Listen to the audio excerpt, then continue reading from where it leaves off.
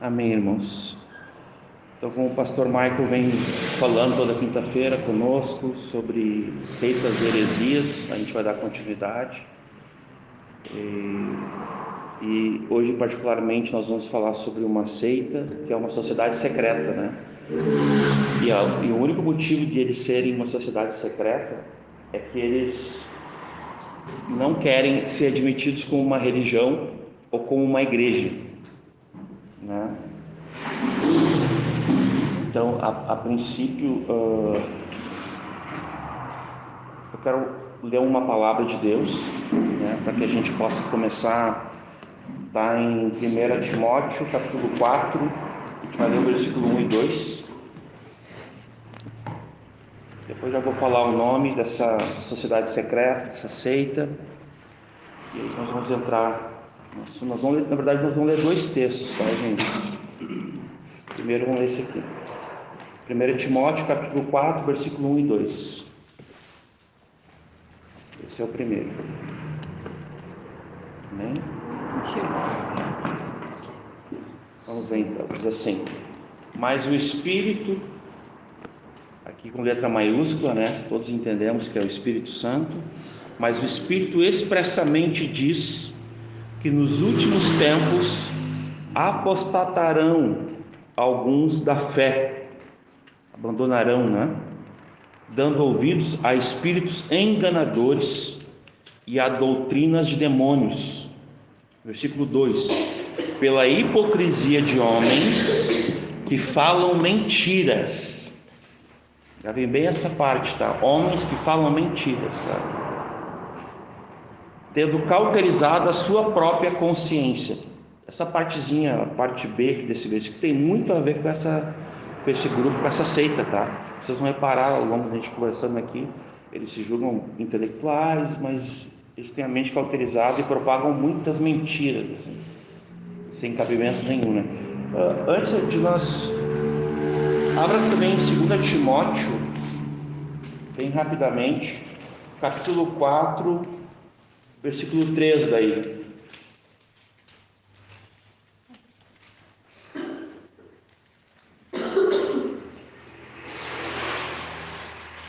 Na verdade, eu vou ler com vocês a partir do versículo 1, tá? 2 Timóteo, capítulo 4, do 1 ao 4. Conjuro-te, pois, diante de Deus e do Senhor Jesus Cristo, que há de julgar os vivos e os mortos na sua vinda e no seu reino, que pregues a palavra, instes a tempo e fora de tempo, corrijas, repreendas, exortes com toda a longanimidade e doutrina, porque virá tempo em que não suportarão a sã doutrina, mas, tendo coceira nos ouvidos, amontoarão para si doutores conforme suas próprias concupiscências, e desviarão os ouvidos da verdade, voltando às fábulas. Ele até vai dizer ali no 5, né? Mas tu, esse mais tu aqui não poderia deixar de ler, né? Ser sóbrio em tudo. Sobre as aflições, faze a obra de um evangelista e cumpre o teu ministério. Agora abram comigo 2 Coríntios, e a gente já vai, só mais este, capítulo 13, versículo 8, texto bem conhecido aqui de todos também. Ultimamente a gente tem falado, pastor Michael, os irmãos têm falado sobre esse texto. Diz assim, né? 2 Coríntios, capítulo 13, versículo 8. 13 ou 13? Capítulo 13. 2 Coríntios 13, 8.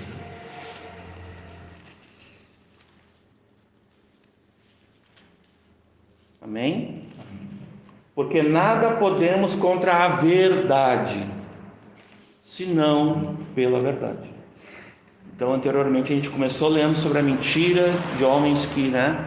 A gente pode lembrar aqui de Efésios 4, pela artimanha dos homens, pela astúcia que nos induzem ao erro, para que nós não sejamos mais como meninos, né? Mas a gente possa estar conhecendo mais ao Senhor e conhecendo a verdade, para que possamos dar resposta da esperança que habita em nós para a salvação, e sobre o reino de Deus, sobre o nosso Deus, sobre as coisas que nós precisamos dar resposta ao mundo. Nós vamos falar aqui sobre uma seita, ela se chama Rosa Cruz. Ela é de uma época, eu vou fazer abrir aqui um parênteses, uma época de ouro, onde começou todas as seitas, ali naquela época, a maioria das seitas, é incrível, ali no século XVIII, um pouquinho antes talvez, mas é aquele trecho ali, entre a metade do século XVII até a metade do século XIX, tipo assim, a era de ouro das seitas, né? Entre aspas, tá, irmãos? Eu não estou fazendo um elogio, estou apenas dizendo que ali é a época de ouro, tá bom? Só para não entenderem de uma forma controversa. Qual é o século? Oi? A metade do século XVII ali até metade do século XIX, mas majoritariamente o século XVIII é uma época de ouro das seitas. Ali brotou seitas, né? Brotaram seitas. E as seitas do século XIX, elas são marcadas pelas guerras, né? Inclusive essa aqui, ela quase acaba na guerra, na Primeira Guerra Mundial, mas ela segue depois na sobrevida, né? Então vamos lá. A gente vai falar sobre a Rosa Cruz. Quantos aqui já ouviram falar sobre a Rosa Cruz? Só o nome, né? É interessante porque tu não encontra muita coisa mesmo, tá? O Michael me ajudou, o Michael vai me ajudar, e os irmãos também, né? Estejam à vontade, os que podem trazer alguma informação, porque primeiro que ela é uma seita muito prolixa, que é uma característica que não tinha nas outras seitas. As outras seitas, elas se contradiziam muito, que a gente viu, né? Testemunhas de Jeová, o Adventismo, assim, prioritariamente eles tinham doutrinas, heresias centrais que ficavam se contradizendo o tempo todo. E essa aqui não, essa aqui é muito prolixa. Ela não tem um sistema assim uma linha simplesmente de crença. E até depois eu vou usar umas expressões aqui que são novas até para mim. Eu também compartilhei com o Michael sobre isso, que é o que eles utilizam para poder agregar conhecimento. É uma espécie o nome é Midrash. Midrash é um pretexto para mim pegar, por exemplo, da Bíblia, algo que me interessa e incluir no nosso pool de doutrinas, né? É mais ou menos isso que é o tal do Midrash. A gente fala um pouquinho mais sobre ele, que ainda não é o momento. Mas a Rosa Cruz, ela começa, né? No Brasil ela é conhecida como a MORC, ou Fraternidade Rosa Cruz, ou Rosa Cruzes, né? Mas por nós é Rosa Cruz, né? Abrasileirado. E a história dessa seita, ela já começa com um ponto de interrogação muito grande, né? Que é um homem chamado Christian Rosenkreuz, ou Rosenkreuz, para quem tem um bom alemão me corrige, tá? O que acontece? A existência desse homem não é comprovada. Então, A existência dele não é comprovada. Embora escreveram sobre ele, pode falar, mãe. Pode ser uma lenda, né? O próprio nome, né? Pode ser um mito, né? Uma lenda. Rosenkreuz. Christian Rosenkreuz. Rosa Cruz, né? Rosenkreuz. Rosenkreuz. Então é cheio de. Ou seja, o próprio nome pode ser, né, só criado para uma espécie de lenda, né? Então o que acontece? Esse homem aqui, entre aspas, que pode ter não existido, né? Ele viveu, digamos assim, em 1600 ali, não, perdão, em 1300 a 1400, ele pegou metade desses 2 séculos, e ele viajou por vários lugares do mundo, mas principalmente pelo Egito. E no Egito, há 3.600 anos, ele teria aprendido os mistérios que o Egito carregava e guardava em segredo, sobre o esoterismo, sobre o misticismo, sobre vários outros tipos de conhecimentos secretos, tá? Então ele começa a Rosa Cruz talvez tenha origem na falácia deles, né? Há 3.600 anos atrás, e não necessariamente no século XIII e XIV, com Rosenkreuz. Então, não se sabe quando começou, digamos assim, o mito, né, da Rosa Cruz de fato. Então, ela é uma ordem mística e ela bebe de muitas fontes, tipo, o que a gente pode dizer assim, o hermetismo, né, a teosofia, a maçonaria. A maçonaria é uma prima, assim, quase irmã dela. Inclusive a maçonaria tem um grau, que é o grau 18, que é o cavaleiro do Rosa Cruz, que é um grau tri importante para a maçonaria. Então eles têm uma... E muitos dos... a Rosa Cruz, ela não é uma coisa unificada, né?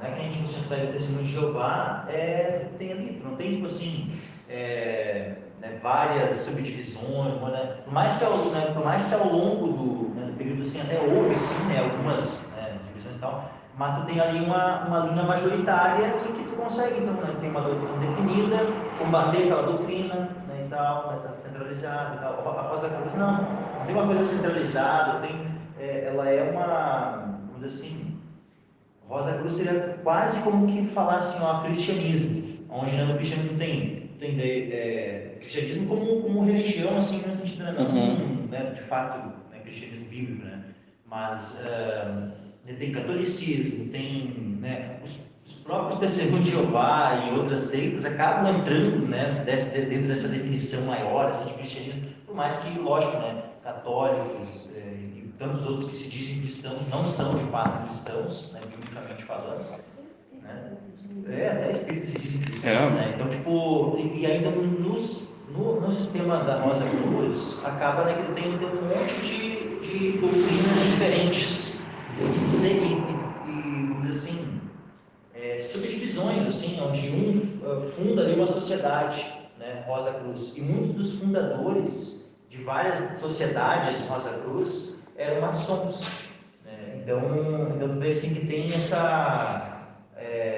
às vezes pessoas que fazem parte da maçonaria faziam parte da Rosa Cruz, e tem outros, né, que são maçons e que fundam, né, sociedades Rosa Cruz. Estão muito interligados, assim, um e o outro, né? E só um outro detalhezinho ali, ó, o Maninho falou sobre a questão, né, da doutrina lá que ele foi lá pegar do Egito e tal, e ele falou do hermetismo, né? O que é o hermetismo? É uma doutrina hermética, tá?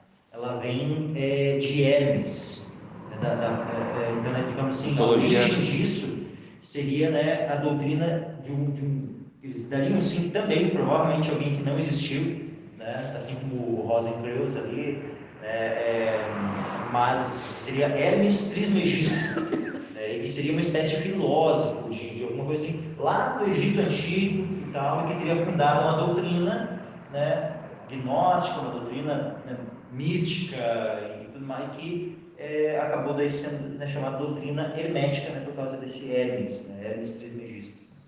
Mas... ela tem uma... O Michael falou para nós recentemente sobre o islamismo, né?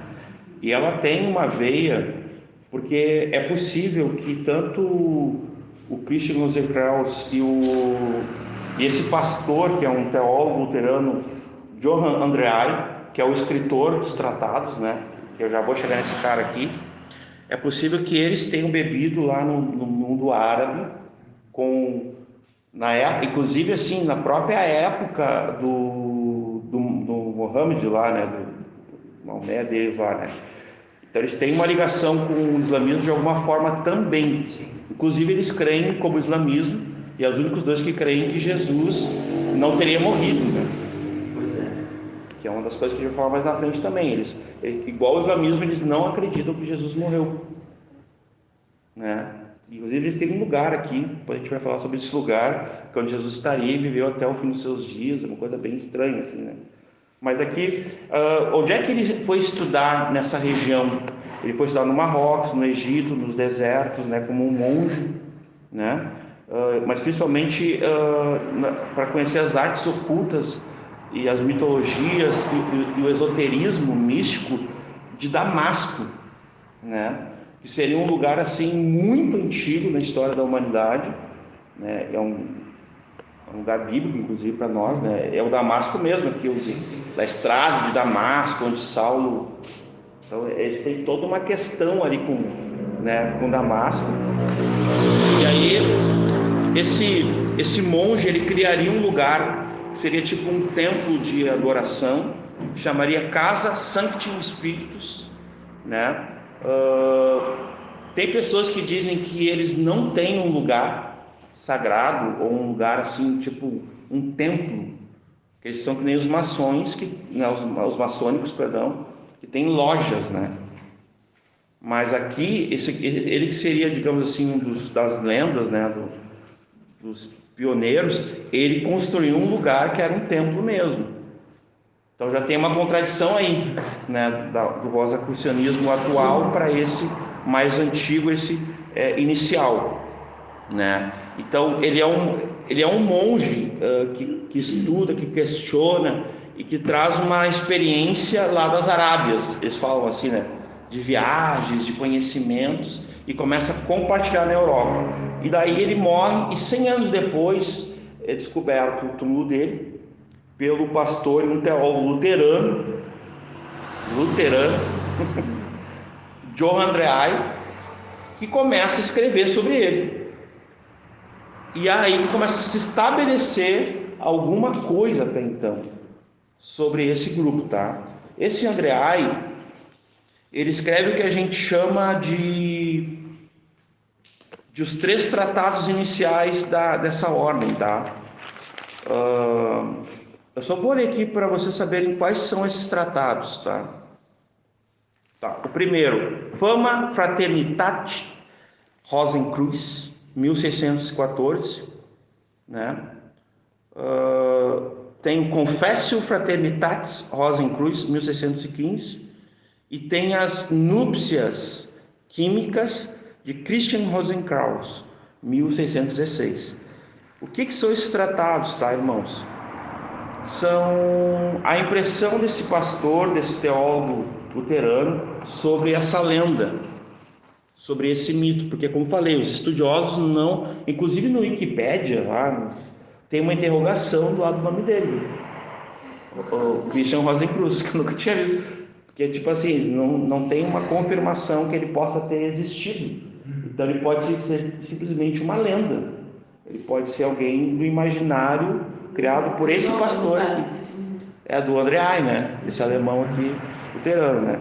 Então, o que acontece aqui? Quando ele estabelece ali em 1616 o terceiro tratado, tem até uma foto dele, ele é um baixinho, né? Esse aqui é o Andreai, né?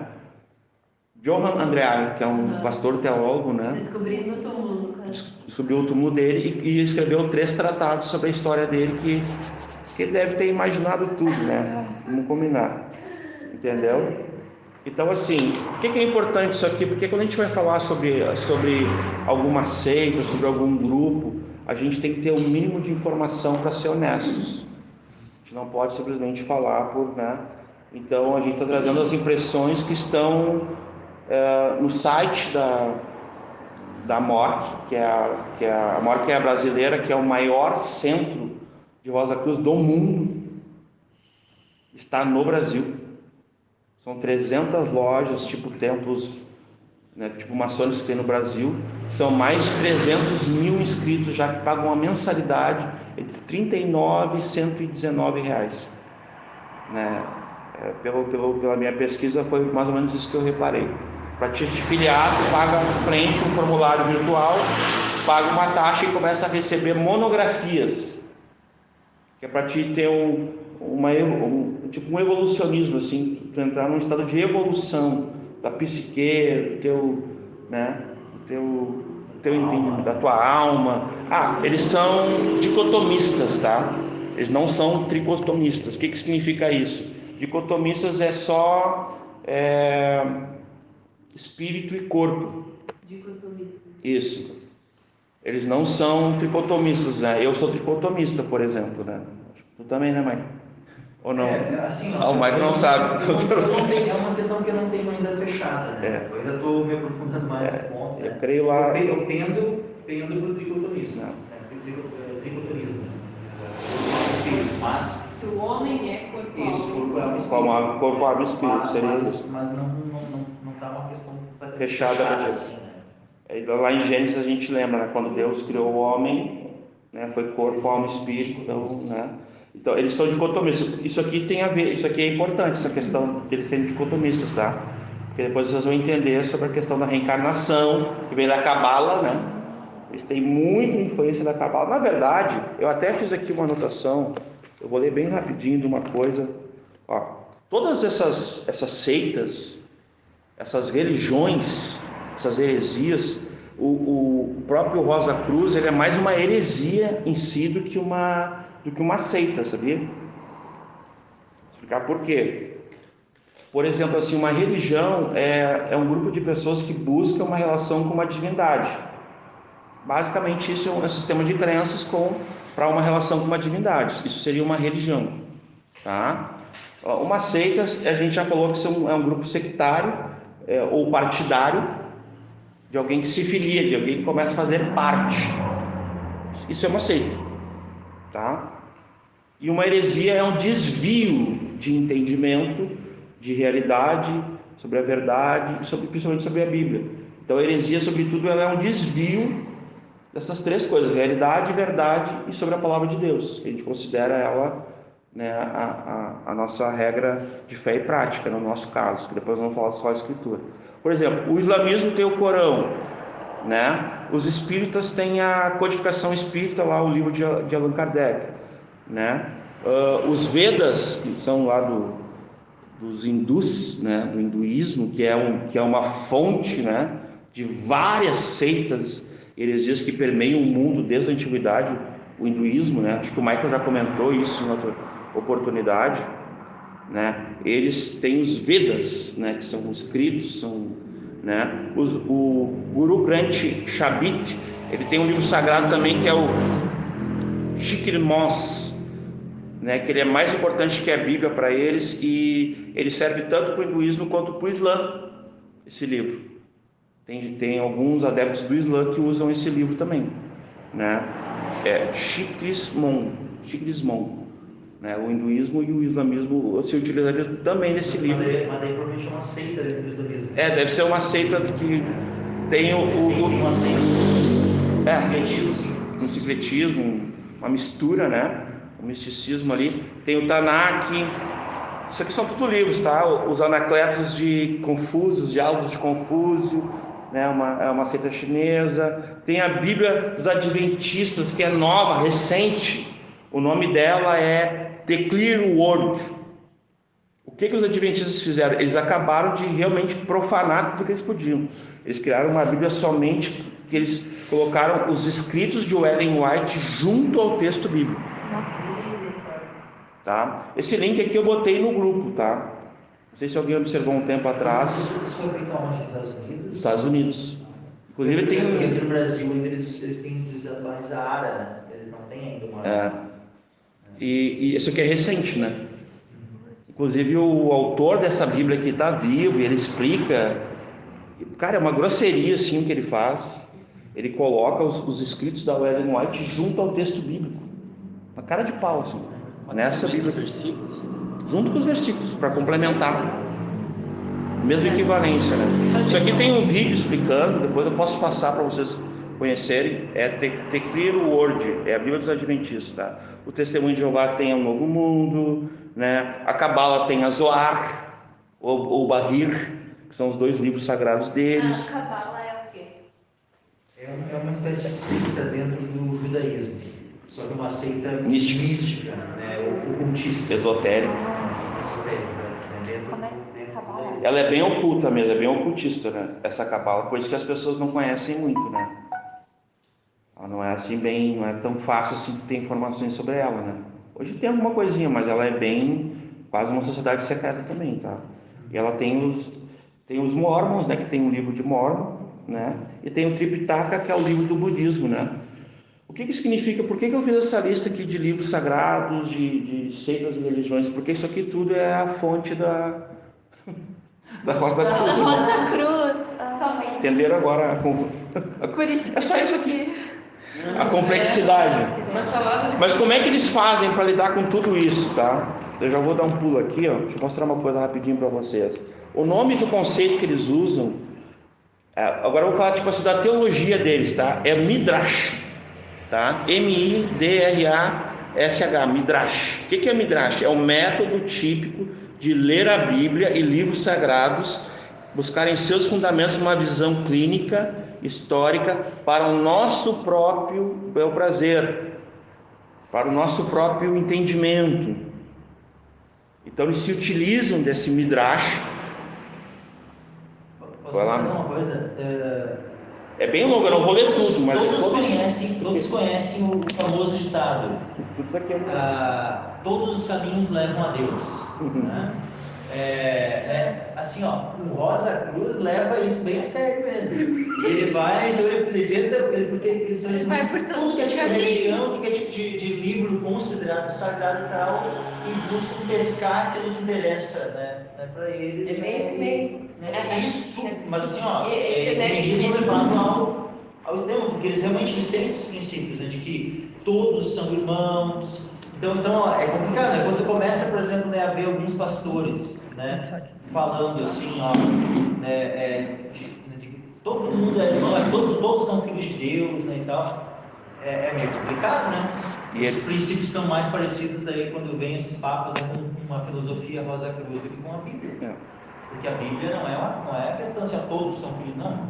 Porque o que por natureza nós somos é filhos da ira. Todos são filhos da ira, por natureza, não filhos de Deus. Filho de Deus é somente pela fé em Cristo. Mas esse Midrash aqui, ele foi, digamos assim, ele foi utilizado no século XVIII, ali para o século XIX, por um homem chamado Martinez de Pasqualini, de Pasqualini, tá? Ele é, digamos assim, um mentor de um material chamado, cadê aqui? Que se utilizaria desse Midrash para buscar uma teologia para seguirem, tá? É possível que nós, eu e o Michael, nós aqui não falemos todas as fontes que eles utilizem, tá? É possível que eu não consiga citar todas, tá? E até porque o que acontece? Eu separei as principais. Assim como a maçonaria, elas são seitas que elas têm as suas raízes também lá no gnosticismo. E como é que funciona? Tanto eles são, na verdade, vertentes atuais, modernas do gnosticismo. E aí, como é que funciona então uma seita? Elas são seitas gnósticas. Se a gente for a Rosa Cruz, maçonaria a gente vai tratar na semana que vem, se Deus permitir. Tá?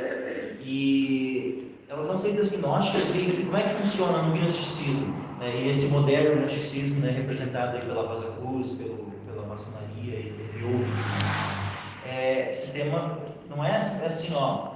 Que nós a gente pega, tem aqui o espaço aberto, público, quem quiser entra e tal, tem a pregação pública, é tudo exposto, falado para todos, aos quatro ventos, para que todos conheçam. Né?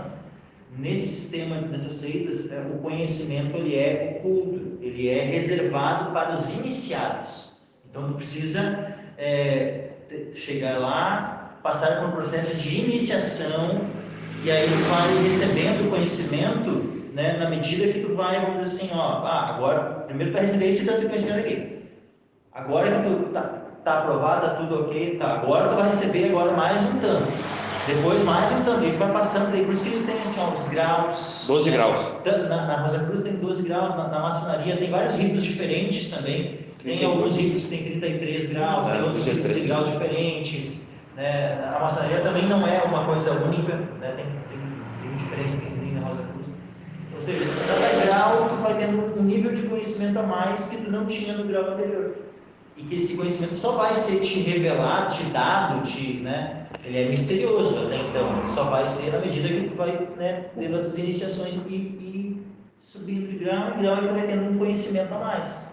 até então fica oculto, fica secreto esse conhecimento. E por isso que às vezes também existe uma certa dificuldade de ter acesso ao material que eles utilizam, porque para a gente muitas vezes ter alguma informação mais precisa alguém que passou por esses graus, ter a boa vontade, ou ter se convertido, ter abandonado isso e querer revelar. Senão eles só vão dar a conhecer aquilo que eles quiserem, que as pessoas, né, tenham algum tipo de conhecimento. Senão... Ô Michael, mas dali os maçônicos, não sei se é verdade, né?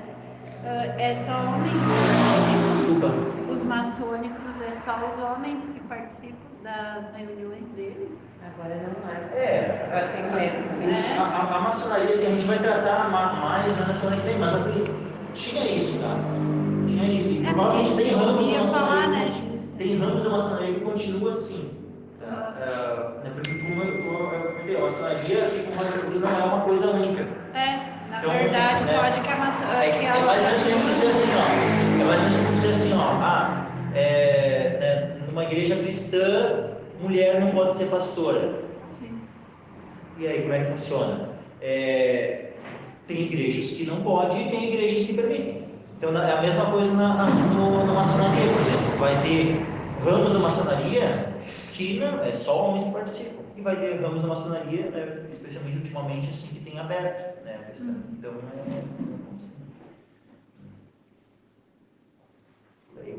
Bom, retomando aqui, o Martinelli de Pasqualini, ele é responsável pelo Tratado de Reintegração dos Seres.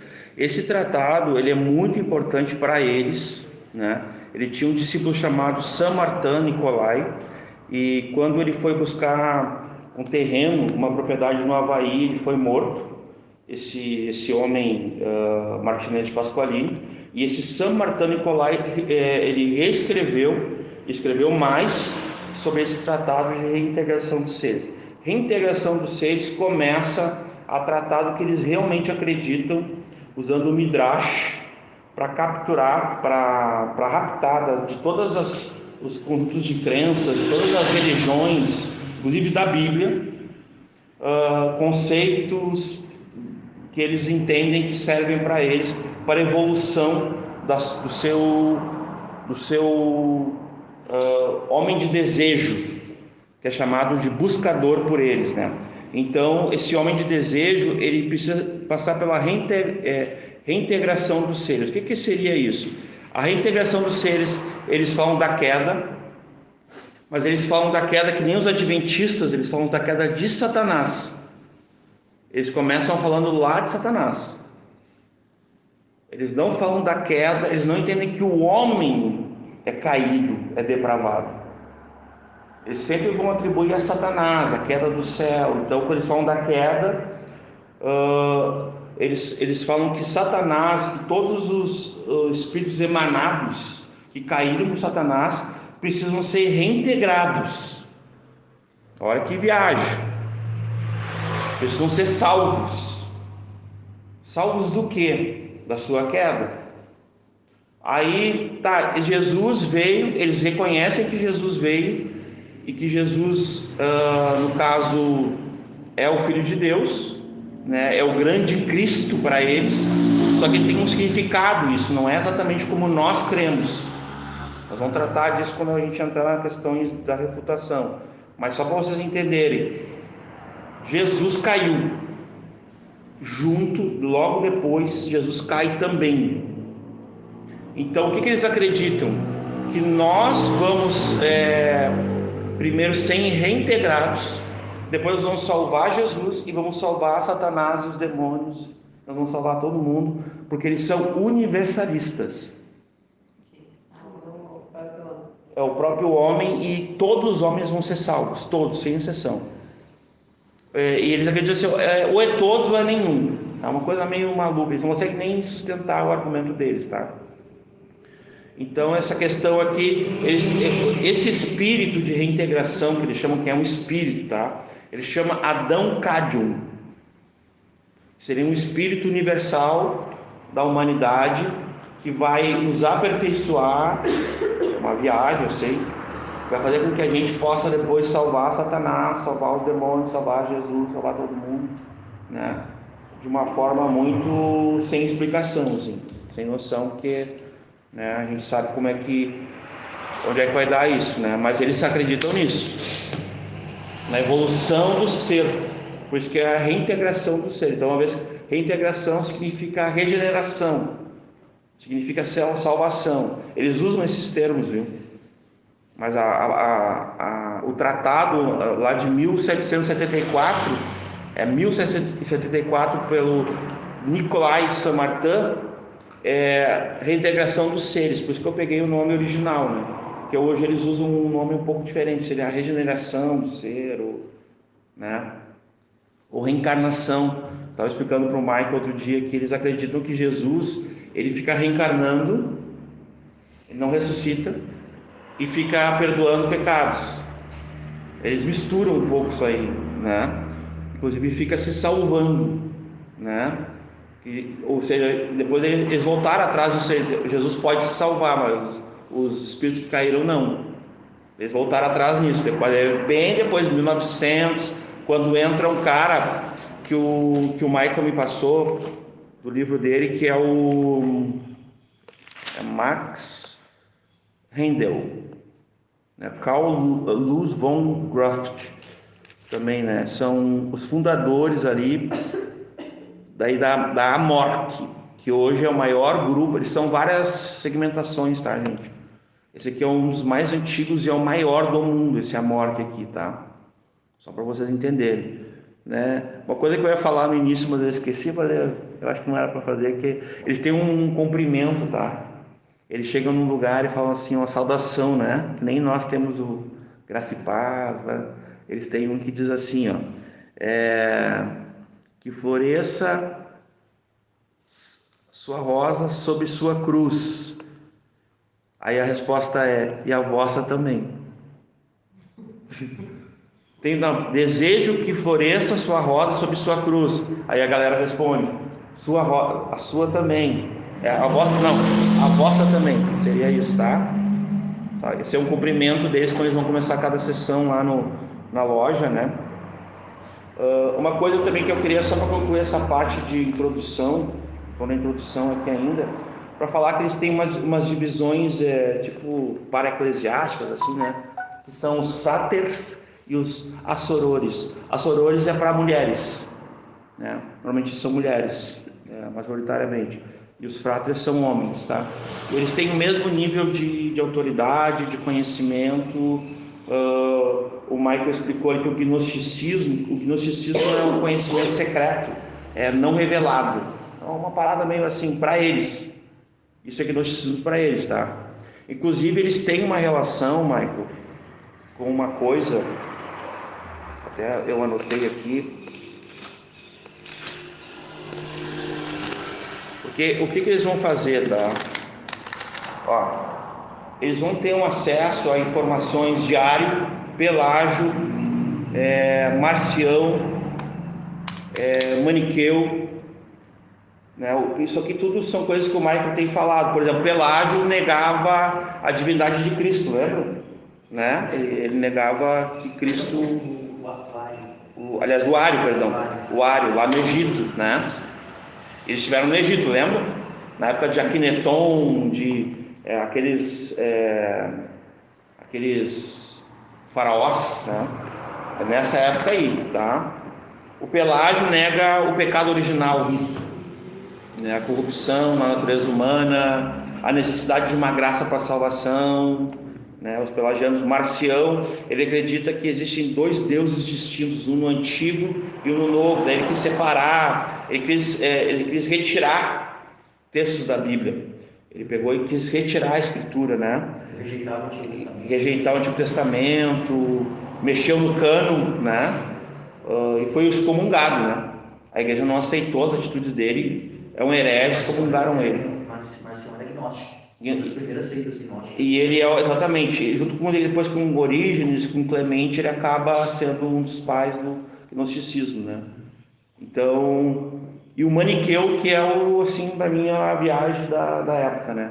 Ele dizia que ele era o Paráclitos, que ele era o próprio Espírito de Deus, que é o maniqueísmo, né? Então, E aí o gnosticismo, né? Que o Michael falou que seria isso, é um conhecimento secreto, não revelado segundo as pessoas. Para o Rosa Cruz, o gnosticismo faz toda a diferença. Já que eles não têm as portas abertas, eles não dão resposta a quem pede, estão entendendo? Então eles têm essa forma de abordagem que é tudo graus, são 12 graus, né? E tu vai estudando monografias, tu vai sair por correio, tu estuda em casa tu tem que montar tipo um altar, é um sanctus, é o nome disso. Então na tua casa tu tem que ter tipo um altarzinho que é para te receber as monografias e fazer umas rezas ali, eles têm umas palavras sagradas. Seria monografia? São escritos, são teses de estudos elevados, complexos, eles fazem toda acaba que é terrível saber essa forma como o diabo, né, se utiliza assim, porque ele desperta a curiosidade. Como é o segredo, tá? E aí a pessoa, né, acha, né, tô grandão aqui, né, sabendo. Tô no grau 3. E aí ela vai, e daí, daí é dado assim, isso aqui vai ser enviado para ti, tu tem que estar num local especial, daí a pessoa, o que acaba isso gerando? Uma sujeição muito maior à atuação diabólica da mente dela. Ela abre, né, no medida que ela se sujeita a todos esses ditames, né, tem que fazer assim, fazer assado e tal, ela está com o coração dela muito mais aberto, né, para receber a influência satânica na vida dela, na mente dela. Exatamente. Né? E ter justamente aquilo que o Maninho leu no início, ali, um dos versículos, né, ter a sua mente cauterizada, a sua consciência cauterizada. Que de outra forma, daqui a pouco, né, ele vai ler ali, mas ele vai ler de qualquer jeito. Recebeu os estudos aqui e tal, né? E daí ele vai lá no sofá da sala, e dá uma olhada, é legal, né? Não, eles não querem que a pessoa leia dessa forma. Eles querem que a pessoa, né, o ritual. Que importâncias que tem, então, na empresa e tal, né, justamente para absorver o máximo daquilo, só que vê, uma doutrina, né, completamente demoníaca, né, danosa, né, para a sua alma.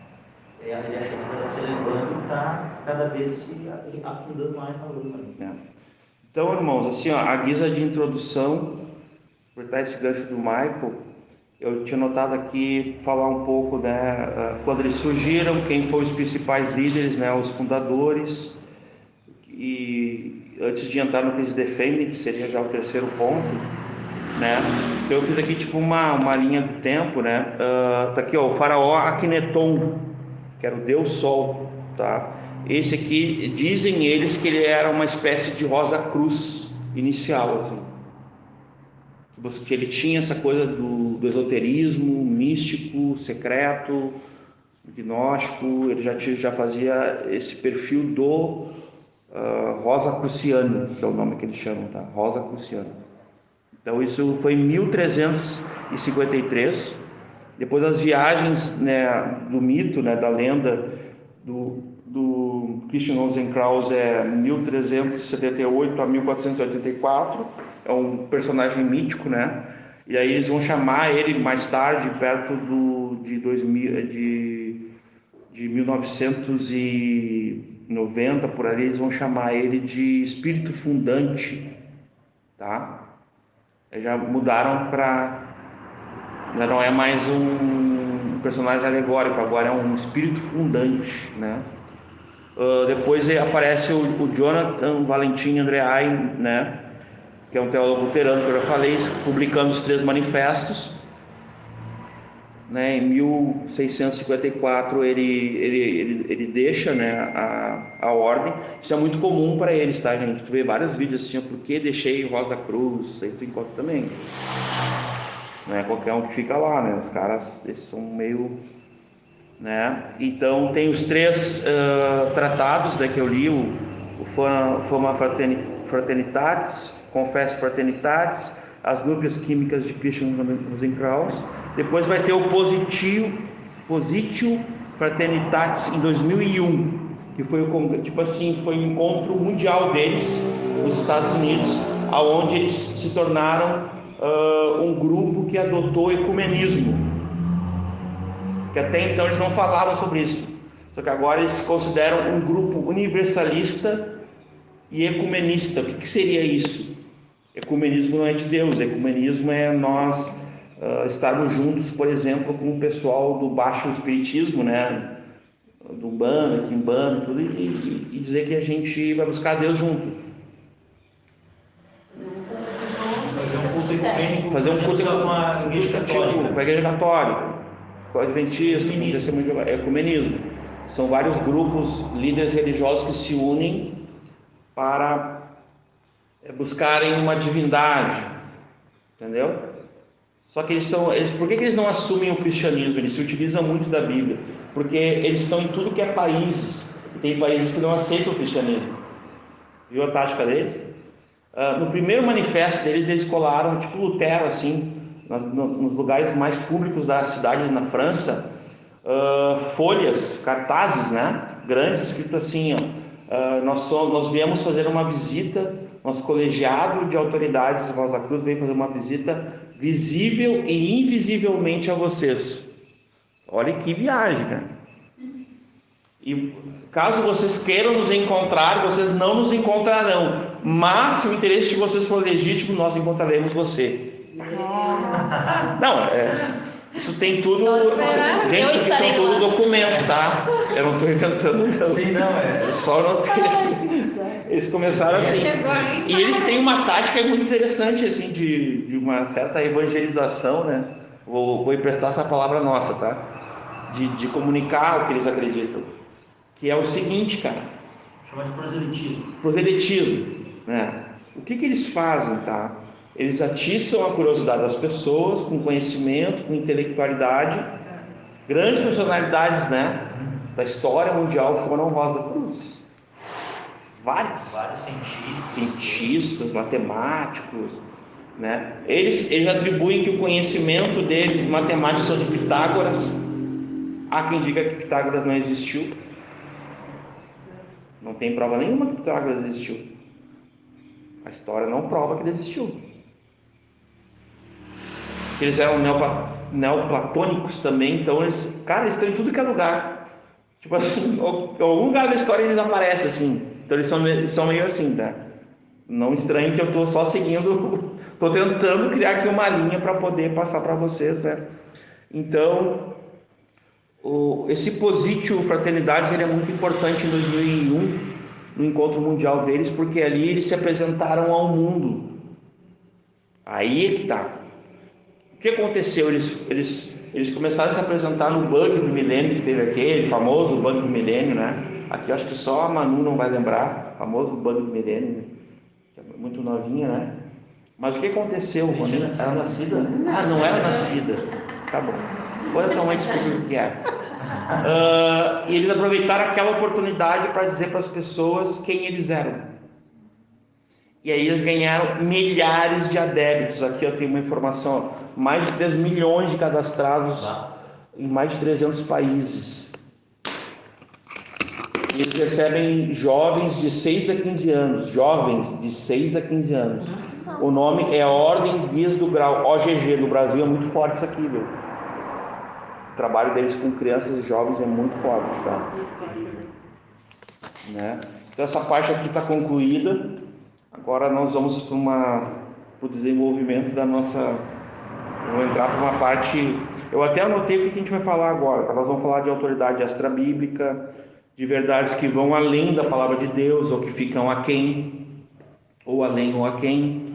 Nós vamos falar de interpretações particulares que são errôneas da Bíblia, sobre rejeições ao cristianismo ortodoxo. Eles têm isso, eles declaram isso, que eles rejeitaram o cristianismo ortodoxo, tá? Nós vamos falar sobre o outro Cristo, o outro evangelho que eles pregam, a lavagem cerebral que eles praticam. A pessoa precisa meio que fazer um reset, né? Precisa resetar para começar a acompanhar a evolução na psique, né? No seu entendimento. A salvação pelas obras, o exclusivismo nesse fato, porque eles acreditam que a integração ali é tipo uma absorção também. As falsas profecias, né, que eles têm também. Falsas curas, Isso aqui eu vou ter cuidado para falar, porque eles dizem que curam. E a Bíblia diz que os falsos também curariam, né? Os demônios. Então, não vou aqui também entrar no mérito. Então, eu vou retirar essa palavra falsas curas, as curas deles, tá? Que dizem que tem registros que eles curaram e é possível porque a Bíblia fala que é possível, tá? Então, só para deixar claro. Semânticas enganosas, isso aqui é muito interessante. Eles não usam, mas a semântica enganosa de uma forma aberta. O que é uma semântica enganosa? Igreja adventista, a palavra igreja ele está certa ou não? Adventismo é uma igreja ou não? Não é uma igreja. Como é que é o nome disso? Semântica enganosa. Então eles não usam assim abertamente, mas eles usam nas doutrinas bíblicas. Os mestres, os fráteres deles. Só para nós entender essa questão que o Murilo está falando sobre semântica, o que é semântica, né? É os termos que nós utilizamos. Então, nós temos doutrinas muito claras, né? Novo nascimento, regeneração, vamos pegar ali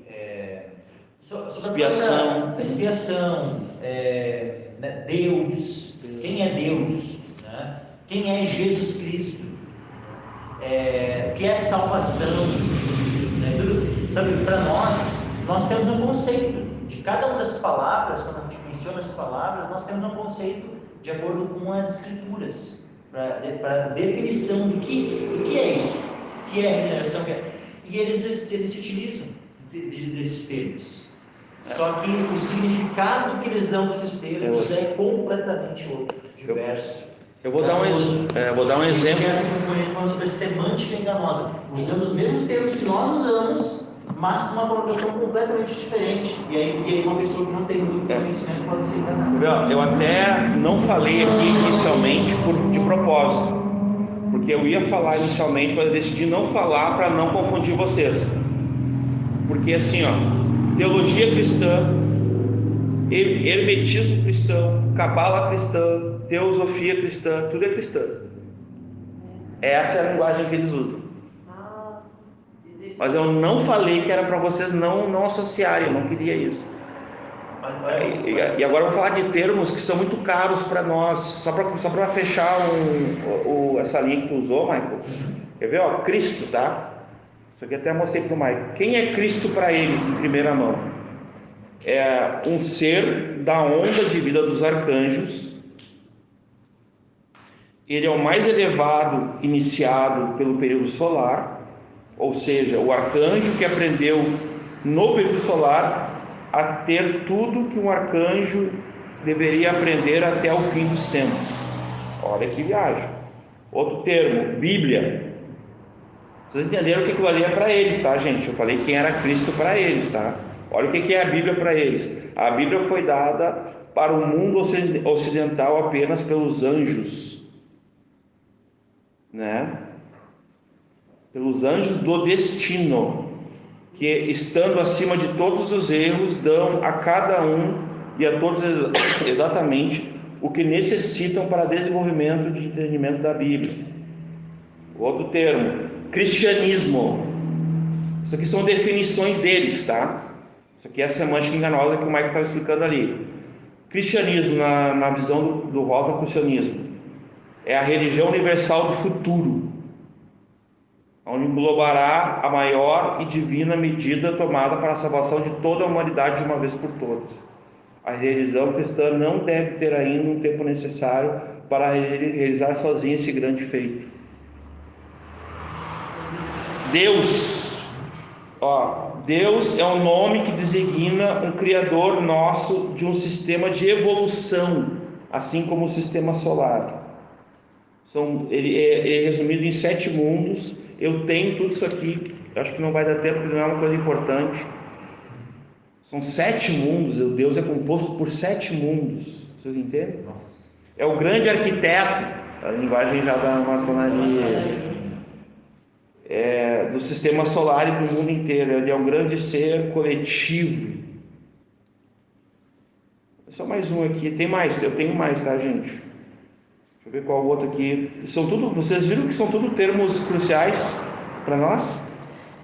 O que eu Não vejo são termos. eu fiquei imaginando, né? É uma rede, uns pescadores estendendo uma rede Para todos. que pega tudo. Pega Qualquer interesseiro. qualquer tipo de peixe, pega tartaruga, eu fiquei imaginando todo tipo de peixe Aqui, ó. Olha o preso próximo. numa rede, porque não tem critério, não tem critério, né? O que vier, Não tem, Agora aqui, ó, um outro termo, Jesus. Tem argumento Porque eles fazem separação. Jesus para eles é provavelmente um ego avançado e o mais avançado de toda a humanidade. Vocês repararam que eu tinha lido a recém sobre Cristo, né? Agora apareceu. Eu tenho mais aqui, mas eu não vou. Eles fazem Semântica enganosa, entenderam? Olha só, eles são na verdade só uma roupagem moderna, né? A velha heresia gnóstica, o que funciona? No gnosticismo, Deus ele é um ser que não, assim, que as pessoas não conseguem ter acesso, não conseguem ter conhecimento, né, direto, por isso que precisa da gnose, né, para ter algum tipo de conhecimento e tal. E esse Deus, assim, original, assim, ele teria emanações. E essas emanações seriam, né, daí, tipo, os anjos, arcanjos e tal, né? E o próprio Jesus, né, o próprio Cristo, aliás, e aí tem essa questão dessa diferença, né, entre Jesus e Cristo no gnosticismo. Porque Jesus seria o homem e Cristo seria a emanação de Deus, mas eles não consideram as emanações como sendo Deus, né? É só uma emanação, ou seja,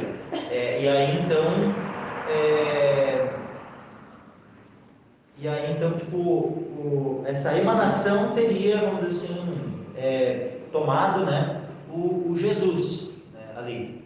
Mas essa emanação, ela pode, assim como pode ter tomado, ela pode ter tomado outros, em outras coisas. Por isso, né, a questão de vários, né, muitas vezes se autoproclamam, né, Cristos e tal, né, porque justamente e às vezes até se dizem reencarnação de Cristo.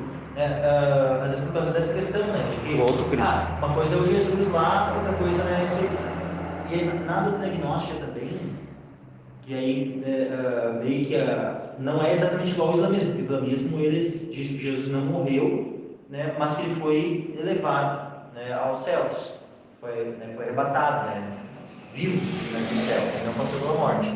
Mas no gnosticismo, e a princípio, né, na doutrina Rosa Cruz, assim, eles têm um pouco disso. Eles dizem que, como eles se baseiam também em evangelhos gnósticos para formular as doutrinas deles, eles dizem que Jesus teve uma família e teve filhos com Maria Madalena. Já ouviram aquele filme O Código da Vinci? O Código da Vinci lá, ele aquele filme lá, ele traz justamente a doutrina gnóstica. E muita da doutrina que tem naquele filme do Código da Vinci acaba batendo em vários aspectos com a doutrina da Rosa Cruz. Não que necessariamente seja, né, a doutrina Rosa Cruz apresentada no filme, mas como a doutrina Rosa Cruz tem as suas origens também no gnosticismo, né, não unicamente, mas também vai acabar conciliando muito, sabe? Eles. Pode?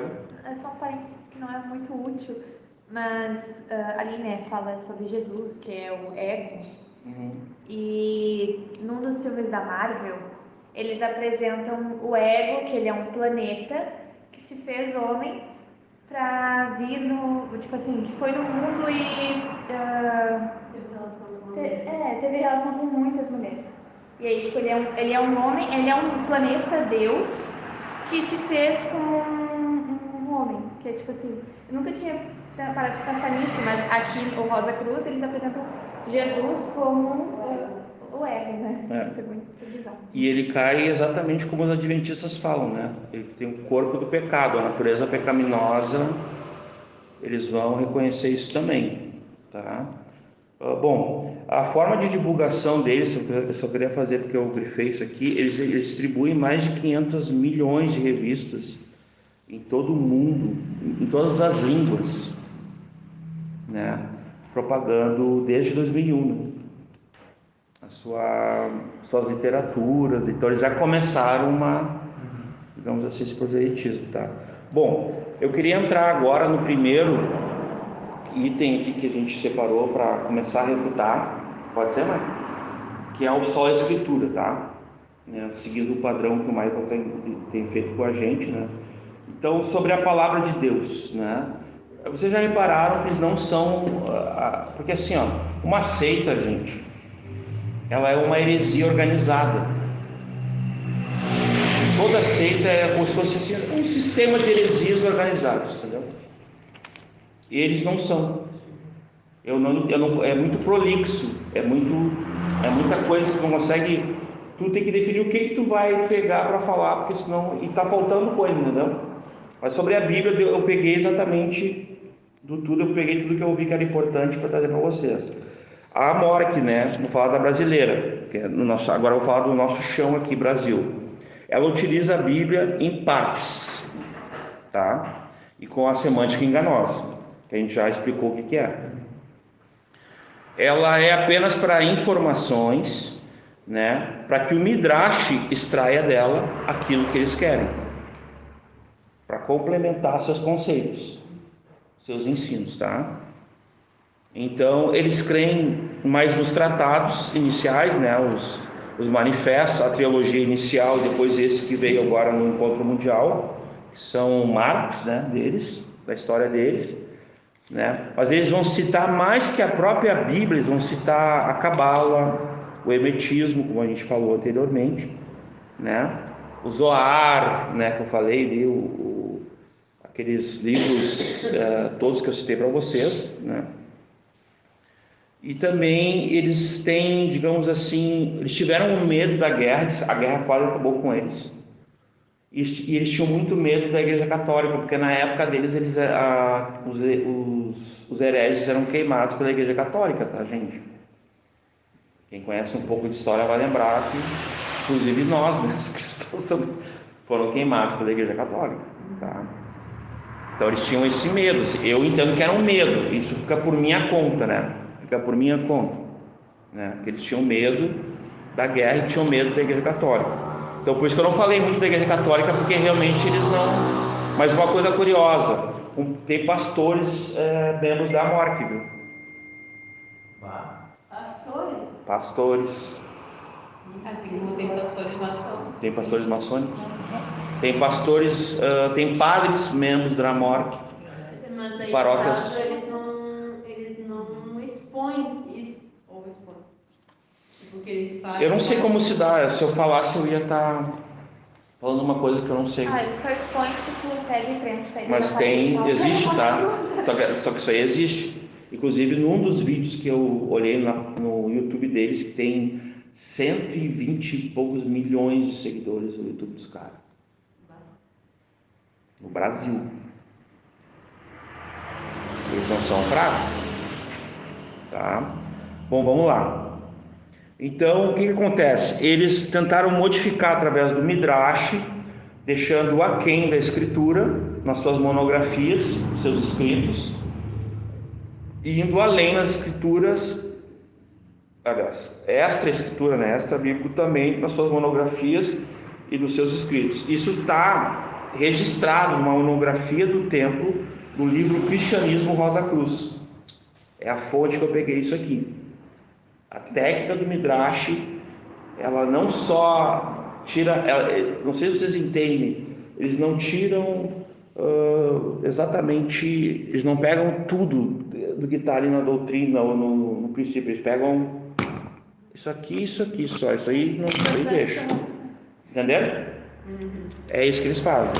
O que eles usam? Midrash. Tá? Então eles não têm a Bíblia, né, levada a sério, porque eles têm todos os outros livros sagrados, as outras Bíblias, entre aspas, que eles vão tirar que convém, exatamente, que lhes convém. Deixa eu ver se eu entendi. Eles têm um livro que tenha tudo, não. Ou eles têm vários livros? Não, eles não têm livro nenhum, eles não são uma religião. Eles não são uma igreja. Eles não se consideram. Eles não se consideram. Porque assim, ó, assim como a maçonaria, não se considera uma religião, Rosa Cruz também não se considera, eles não gostam de serem chamados de religião. Mas na prática eles são. Eles se tornam. Uma falsa religião, né, assim como a maçonaria, né? Eles são uma seita. Então, vamos lá. Só a Escritura, tá? Então, eles não creem. Eu não vou ficar no meio termo. Para mim, eles não creem na palavra de Deus como única regra de fé e prática. Isso é bem claro, hein? Tá? É muito claro, o Midrash é muito claro. Né? O Midrash diz. Tem alguns textos, né? Eu não, acho que não se faz necessário ler, mas tipo que o Senhor vai falar, né? Por que vocês ficam costeando entre dois pensamentos? Escolhei hoje, tipo, seria bem oportuno assim para ministrar com uma pessoa dessa, entendeu? Porque eles estão muito confusos assim, né? Realmente, né? Mas vamos lá. O que nós cremos? Tá? Já vou partir para isso aí, essa é a parte importante. Que a Bíblia é a palavra de Deus. Ela não contém simplesmente, ela é a palavra de Deus, tá? Inerrante, infalível, imutável, incorrigível, suficiente, autoritativa, né? Não vou continuar aqui nos adjetivos, tá? Mas somente a Bíblia tem autoridade pelos seus termos e para a nossa regra de fé e prática, nós que somos discípulos de Jesus e somente de Jesus. Nós somos somente discípulos de Cristo. Nós só seguimos a Cristo. A gente não segue Buda, a gente não segue os outros demiurgos, né? Os outros são tipo homens-deus que eles têm, né? Nós só seguimos a Jesus, o Cristo de Deus, o Filho de Deus, o próprio Deus. Então a Bíblia, ela tem primazia no conselho, na direção, na absoluta verdade que somente ela contém, pois fora da Bíblia não há verdade. Fora da Bíblia não há verdade. A verdade só há na Bíblia. A verdade é uma pessoa, né? É Cristo, vamos lembrar aqui. Eu sou a verdade. O Logos, o Verbo encarnado, né? Então ela é irrefutável, é inquestionável, incorrigível. Ela é a voz de Deus, a palavra de Deus. Então vamos ler rapidamente aqui alguns versículos. André, tu abre para nós Romanos 15:4, por favor.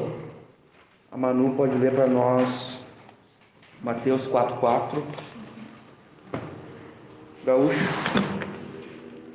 Mateus 5:18.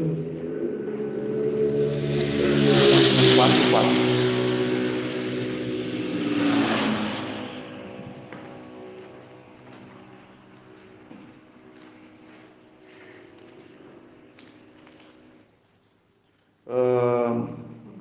Pode o Carol ler para nós 1 Coríntios 2:13, ali, 2 Timóteo 3,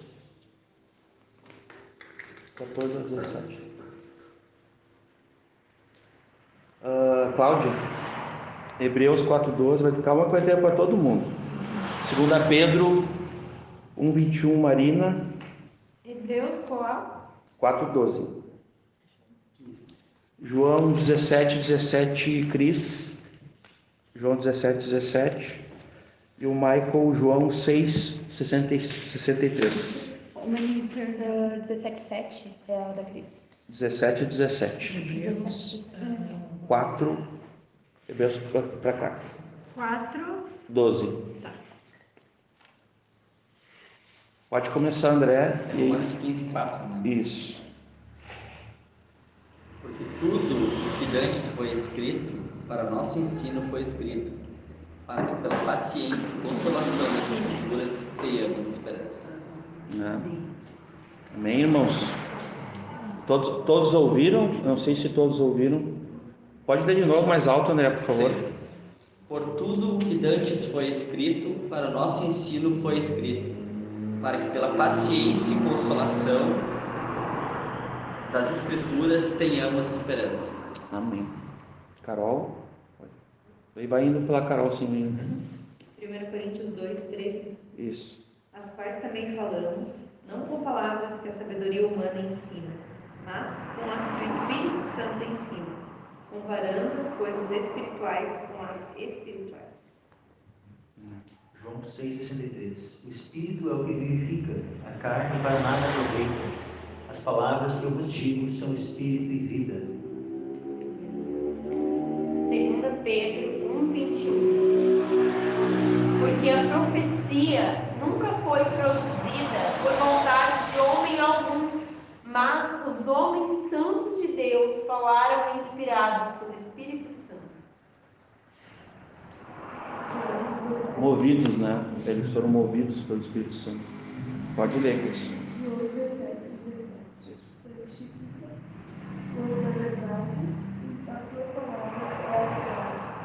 Amém. É a oração de Jesus, né? Mateus 4:4. Ele, porém, respondendo, disse: Está escrito: nem só de pão viverá o homem, mas de toda a palavra que sai da boca de Deus.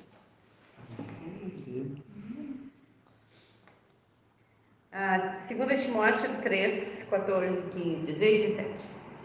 Tu, porém, permanece naquilo que aprendeste e de que foste inteirado, sabendo de quem o tens aprendido, e que desde a tua meninice sabes as Sagradas Escrituras, que podem fazer-te sábio para a salvação pela fé que há em Cristo Jesus. Toda a Escritura é divinamente inspirada e proveitosa para ensinar, para repreender, para corrigir, para instruir em justiça, para que o homem de Deus seja perfeito, perfeitamente instruído para toda boa obra. Destaca ali, né? Para fazer-te sábio para a salvação. Para que não haja dúvida, né? Do que a palavra tem sido para nós, né?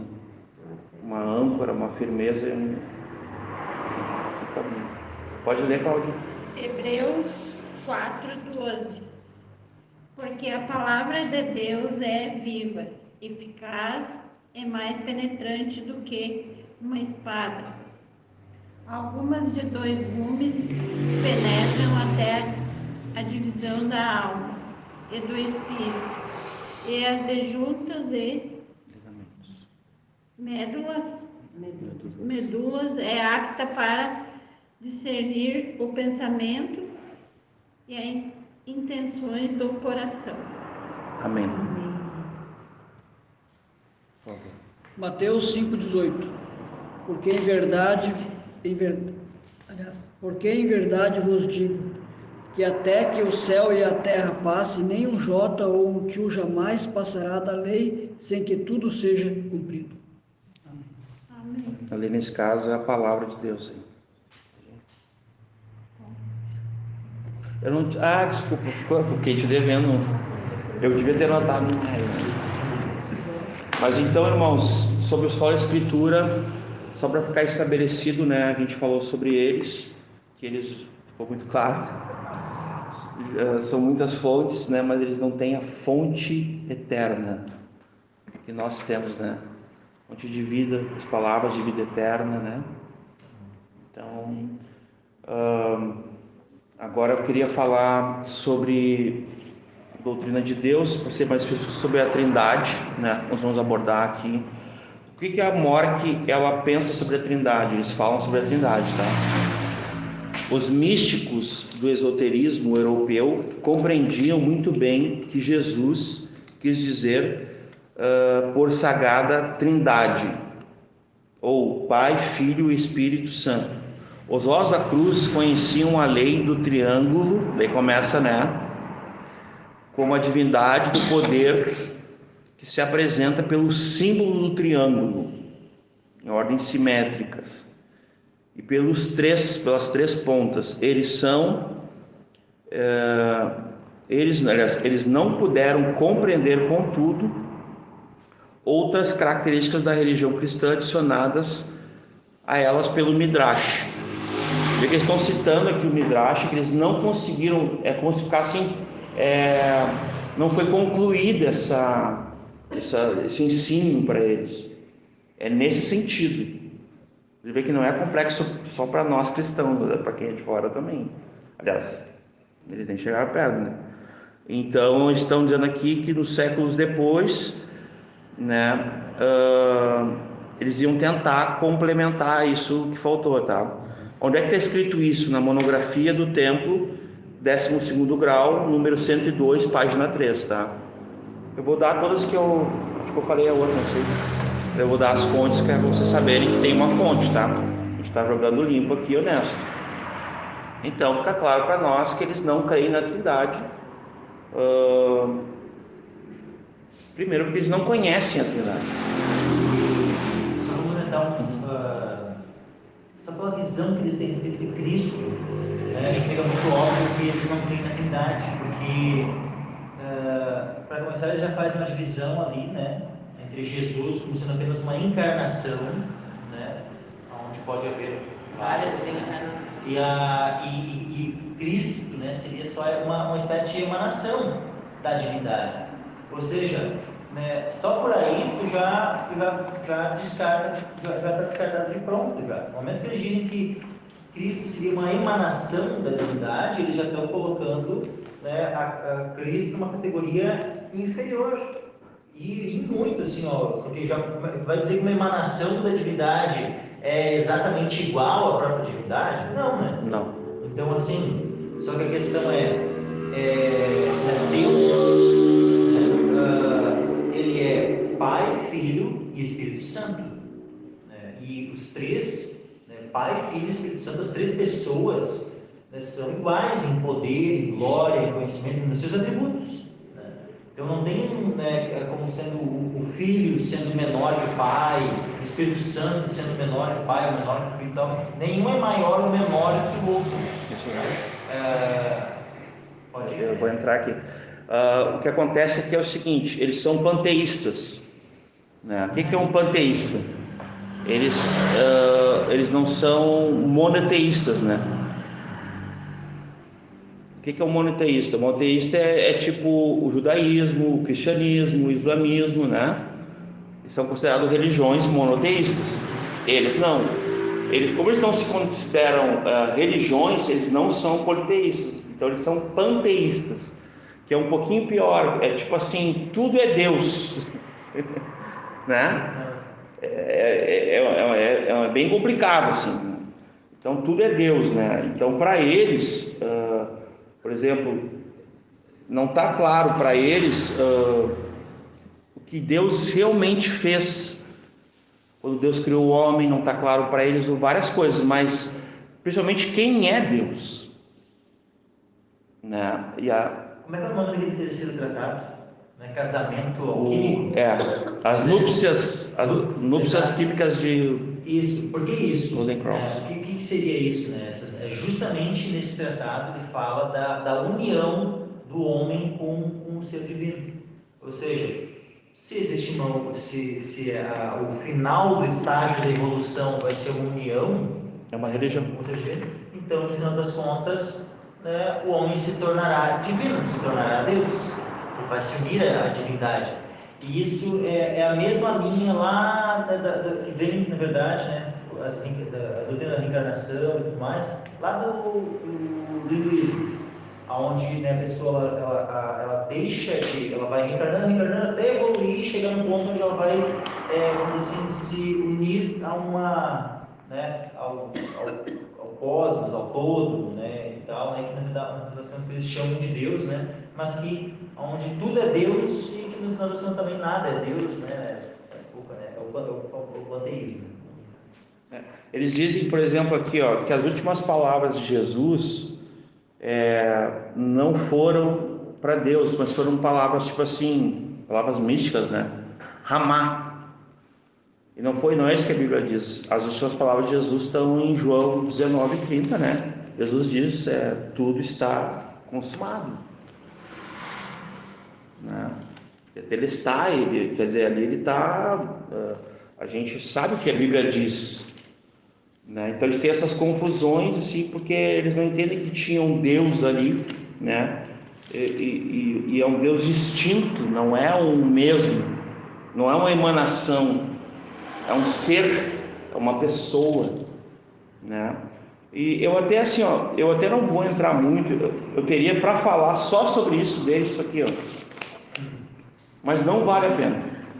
Sinceramente, não vale a pena. Agora, uma coisa eu posso dizer para vocês, é bem antibíblico mesmo, é bem contrário àquilo que nós conhecemos de Deus, né? Como nós não somos panteístas, quer ver, ó?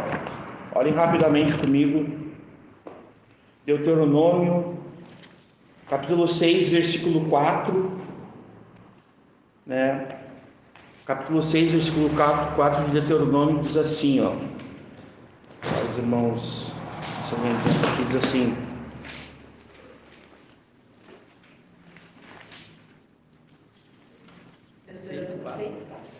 capítulo 6, versículo 4. Ouve, ó Israel, o Senhor é nosso Deus, né? E o único Senhor. Essa é uma declaração aqui, né, do único Deus, né? Já começa aqui, começa antes, né? Mas aqui a gente pode entender dessa forma, tá? Então, o que é importante a gente entender aqui, ó?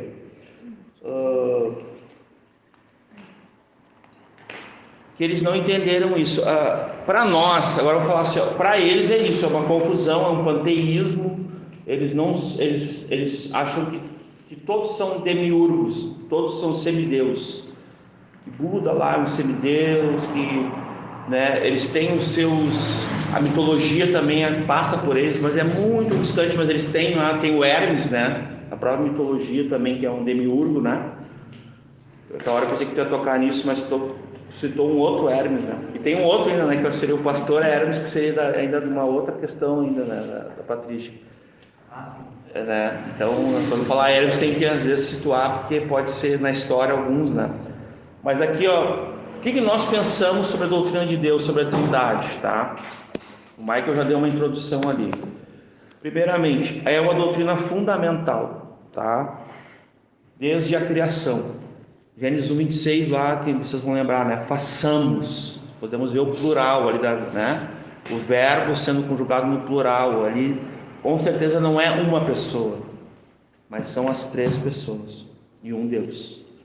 Façamos o homem a nossa imagem, conforme a nossa semelhança, né? Gênesis 1:26 já começa a lhe dar para nós um panorama, né, desse Deus trino, né? Então nós cremos na doutrina trina, né, na Trindade, que é a doutrina fundamental de Deus, né? E o que a gente pode dizer sobre isso, né? Que existem três pessoas num único Deus, vivo e verdadeiro, tá?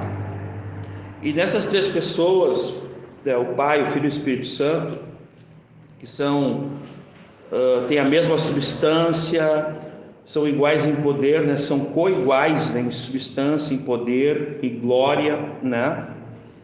Nós temos a Trindade revelada, e na palavra de Deus ela está revelada progressivamente. Eu não vou ler todos os textos, eu tenho aqui, deixa eu ver, 1, 2, 3, 4, 5, 6, 7, 8, 9, 10, 11. Eu tenho 11 textos principais, 12, 13, 14 textos sobre a Trindade. Nós não vamos ler ele hoje, não nos faz necessário. Posso botar depois para quem quiser. Mas esses textos é uma revelação progressiva, né, de Gênesis a Apocalipse sobre a Trindade, onde nós podemos enxergar a Trindade em toda a Escritura. Então nós sabemos quem é Deus, diferente deles, tá? Então, aqui tem algumas considerações. Deus eterno, é um, e há somente um Deus, né? O Pai é Deus, o Filho é Deus e o Espírito é Deus, né? O Pai não é o Filho nem o Espírito, o Filho não é o Pai nem o Espírito não é o Pai nem o Filho. São três pessoas distintas, mas um único Deus, né? Que essa que é o paradoxo que nós cremos, né?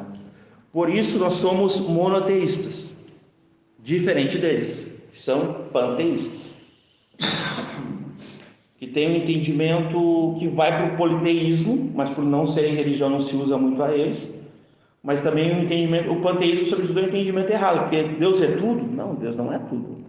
Deus, ele é o que a Bíblia diz que ele é. Aquele princípio que a gente já tem falado, né? Jesus é o que a Bíblia diz que ele é. O Espírito é o que a Bíblia diz que ele é. Então, esse é o princípio que a Bíblia diz sobre as pessoas da Trindade, né? Então, o que nós anotamos aqui? O Pai, o Filho e o Espírito Santo operam em completa união eterna desde antes da fundação do mundo para a nossa salvação, né?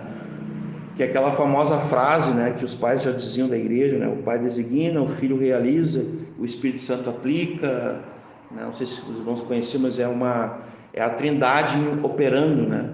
No modo operando, né? Nessa promessa única, nessa história única de redenção, né, que nós conhecemos, né? Então, cada pessoa é plenamente Deus, mas há somente um Deus, coeterno, coexistente, coigual, uno, né? Então, as que fez anotações, os textos aqui são Gênesis 1:26, Gênesis 3:22, Gênesis 11:7, Isaías 6:8, Mateus 28:19, lembram do texto do batismo, né? É muito conhecido, né? Mateus 28:19, Atos 5, versículo 13:4, João 1:1, e versículo 14, Colossenses 2:9. Depois eu posso dar para os irmãos ali, tá? Então, só para refutar, doutrina de Deus, Trindade, nós cremos, e nosso Deus é único, o único Deus. Não há nenhum outro Deus. Alguém pode falar assim, mas na Bíblia diz que fala assim, ó, não terás para vós outros deuses. Ele não está dizendo que existem outros deuses. Exatamente. João Calvino diz que o nosso coração é uma fábrica de ídolos. Porque nós somos criados para adorar, para venerar algo ou alguém. E esse lugar, né, esse trono do nosso coração só pode pertencer a Deus, né? Somente glória a Deus nesse aspecto, porque nós conhecemos quem Ele é, o Deus soberano, o Deus criador dos céus, na terra e tudo que nela há. Salmo 24, o Salmo 139, que é o nosso, né, criador antes do ventre, né, já nos conheceu, nossos dias foram escritos, quer dizer, é o nosso Deus, na sua integralidade e na sua eternidade, né? Onipotência, onisciência, onipresença e todos os atributos que a gente poderia dizer por conhecer esse Deus que hoje a gente entende Ele como Pai, né? Mas também que não é nosso Pai se não for nosso Senhor. Se Deus não é nosso Senhor, assim como se Jesus não é nosso Senhor, se o Espírito Santo não governa a nossa vida, Jesus não é nosso Salvador, Deus não é nosso Pai e o Espírito Santo não é nossa habitação. Ele precisa ser nosso Senhor. Ele não é sócio. Ele não divide nada com ninguém. Ele é nosso amo, nosso dono, nosso proprietário.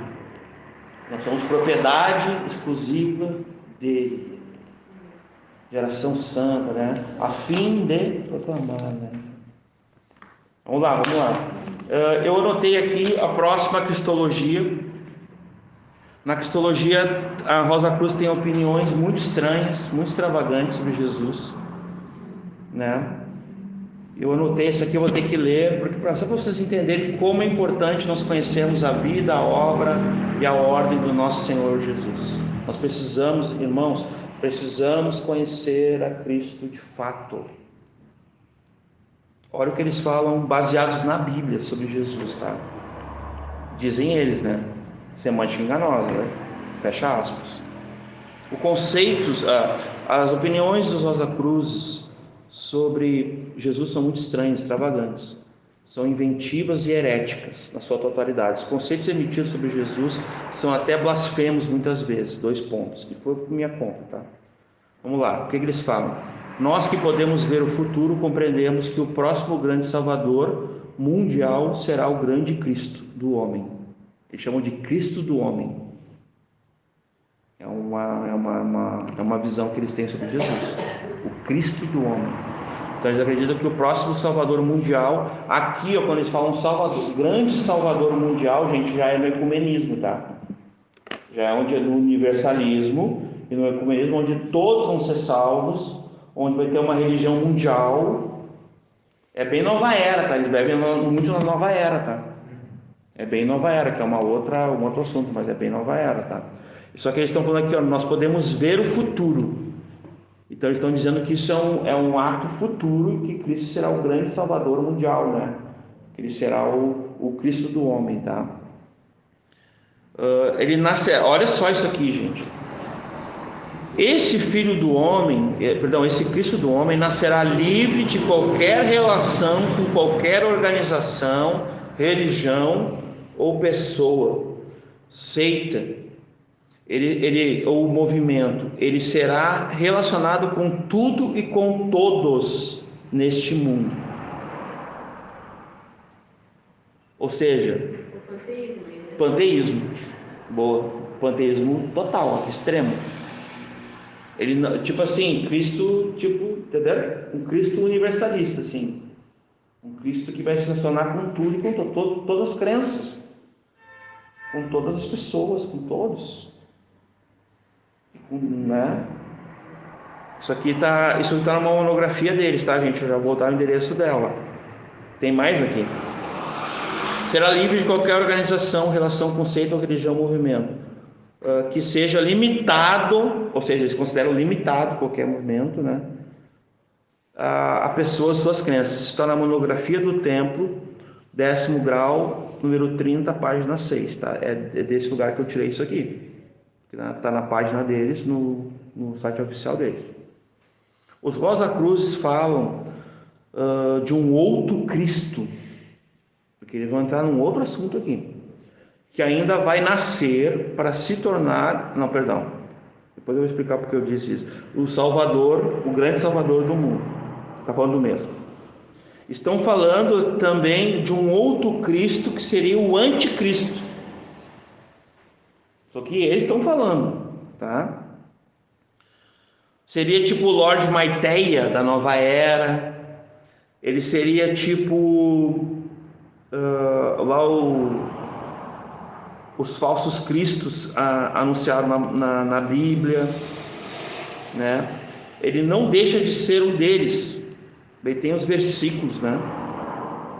Porque como um ser evoluído, os rosacrucianos dizem que esse Jesus foi inquestionavelmente, a culminação da evolução de centenas de grã-mestres místicos judaicos, esotéricos do Oriente de todos os tempos. Então ele seria uma evolução de todas as grandes mentes do esoterismo místico lá de todos os tempos, tá? Depois eles vão falar sobre ele ainda, tá?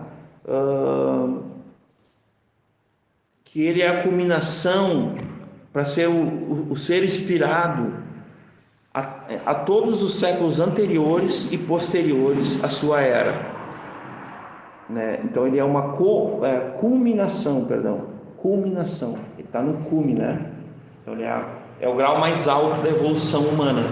Aqui eles estão colocando Jesus como o humano mais alto na sua, né? Isso aqui está na monografia do templo 110, número 34, página 4. Segundo eles, a missão de Jesus era manifestar-se ao mundo para auxiliar como um espírito emanente a humanidade no processo evolutivo. Aqui começa o ponto que o Michael estava falando. Então Jesus veio para manifestar como um auxiliar à humanidade, como um espírito que auxiliaria o ser humano no processo evolutivo. Assim, comparando ele com Buda e com outros, Confúcio e com outros, né, para facilitar a evolução humana do pensamento no racionalismo, né? Então, para eles, o Pai é mais elevado. Ele é o mais elevado iniciado em Saturno. O Espírito é o mais alto iniciado na Lua. E Cristo, contudo, é o mais alto iniciado manifestado Cada um deles corresponde o Cristo é sobre a terra. Sobre a terra. O Pai é sobre o sol. Tá. E o Espírito é sobre a lua. Cristo a terra, o Pai o sol e o Espírito a lua. Cada um no universo. Já vou terminar aqui, gente, mas é isso que eu tinha que falar. Isso, contudo, nem o Espírito nem o Filho têm a atuação de operar a expiação vicária. Olha o que eles estão falando, gente: blasfêmia, heresia, porque eles não têm poder para isso. Jesus é caído. Lembra que eu falei que Jesus era caído? Sim. Com o Espírito emanente? Então ele não pode, entendeu? Nós vamos falar sobre expiação também. Então, cada um vai culminar na sua própria redenção individual, e isso ocorre na reencarnação psíquica, né, do tratado da reintegração que eu tinha falado anteriormente, do Adão Cádio, que é um espírito que vai vir, que é uma ideia, né? O espírito vai vir e vai ajudar a humanidade a ser regenerada. Aí vão ajudar Jesus, vão ajudar o Satanás, os demônios, né? Então, isso aqui é sobre a questão da cristologia, né? Do que eles pensam, tá?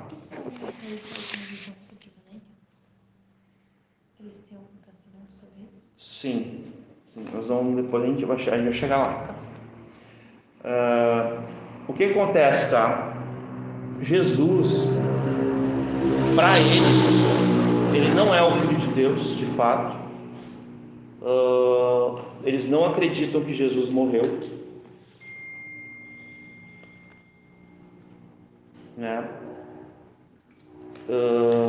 Eles vão dizer o seguinte, tá? Primeira coisa sobre Jesus, sobre a cruz: que Jesus se retirou para o mosteiro do Carmelo e viveu muitos anos, realizando reuniões secretas com seus apóstolos, devotando-se pela meditação e pela prece, uma formulação de doutrinas e ensinamentos futuros para serem divulgados, né, de uma forma secreta e mística. Isso está na A Vida Mística de Jesus, página 266. Então, o que a gente acredita, né? Refutando essas declarações, que Jesus não pode ser comparado a qualquer outro líder religioso, né? Ele fez declarações tão fantásticas que causaram protesto dos seus contemporâneos. Quando contestado nas suas reivindicações, comprovava a sua autoridade realizando milagres. Quando curou o coxo, que foram levados à sua presença por 4 amigos, declarou: Filho, estão perdoados os teus pecados. Então aqui está comprovada a autoridade que Jesus é Deus. Somente Deus poderia perdoar pecados, né? Isso está em Marcos 2, né? Do versículo 1 ao 11, nós vamos ver essa narrativa, né? Paulo também vai se posicionar sobre isso, né? Mas negar a morte de Jesus é esvaziar o evangelho de sentido, né? Porque daí isso vai incorrer diretamente na expiação de pecados, na justificação, na salvação. Se Jesus não morreu, e não ressuscitou, como diz a Escritura, então a nossa fé é vã, o apóstolo diz. Então esse é um ponto que todos nós conhecemos, a gente já tem isso bem fundamentado, eu sei disso, né? Mas só para não ficar meio... Porque eles acreditam que Jesus não morreu, ele não foi para o céu, eles não acreditam, eles não falam nunca sobre isso, né? Mas ele ficou num lugar chamado Mosteiro do Carmelo, como tipo um monge, né? Isso está na Vida Mística de Jesus, página 266, tá? Então o que acontece aqui, tá? Jesus, ele nos avisou, em Mateus 24, ele nos avisou que viriam falsos cristos e iriam anunciar, né? Anunciando, né? E esse anunciado não deixa de ser um deles, né? Eles entendem que Buda, ou que o Lorde Maitreya, todos os outros semideuses para eles, né? Você sabe que os mormons, eles acreditam que a Trindade são 3 homens que são deuses, são demiurgos, são semideuses. O Rosa Cruz acredita da mesma forma. Eles acreditam que não existe nada que nos faça se relacionar com algo que não esteja dentro de nós.